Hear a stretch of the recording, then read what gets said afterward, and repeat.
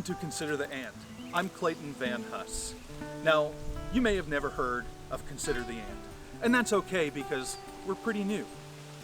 We are a biblically based video ministry dealing with emergency preparedness and self-sustainability. We get our name from Proverbs 6:6.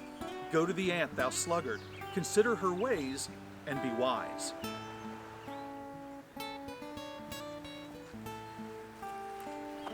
Here in the state of Tennessee, some of our restrictions during the quarantine are now being lifted. But you're going to hear a lot of stuff on the internet, a lot of speculation, fear-mongering. My advice is to set that aside and do something. Do something to help yourself, your loved ones, and to help others, to help your neighbors.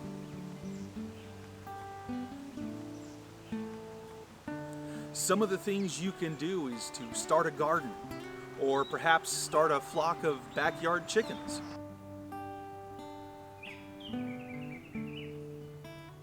My advice is don't jump into this without knowledge.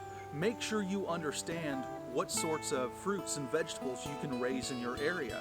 Make sure you check your local laws and regulations before buying chickens for your backyard. I know in some places within city limits, you can't do that.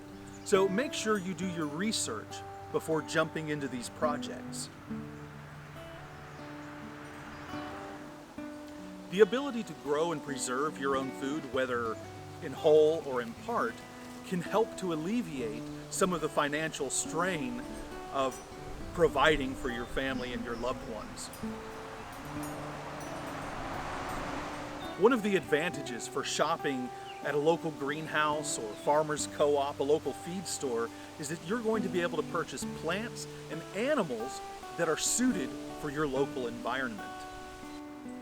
When you shop locally, you'll also be able to talk to people with experience in your area. You'll be able to pick up some tips and tricks from the local farmers. Let me also encourage you to help your neighbors, to look out for those who can't take care of themselves. Maybe your neighbor's a shut-in, maybe they can't grow a garden, maybe they don't have the ability to take care of chickens.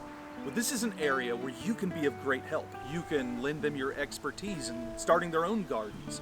Maybe you can share your produce with them or your eggs. And perhaps it will even lead down the path to being able to share the gospel with those who don't know the love of Christ. I'd like to leave you with the words of the Apostle Paul. Now, Paul was imprisoned for the last time.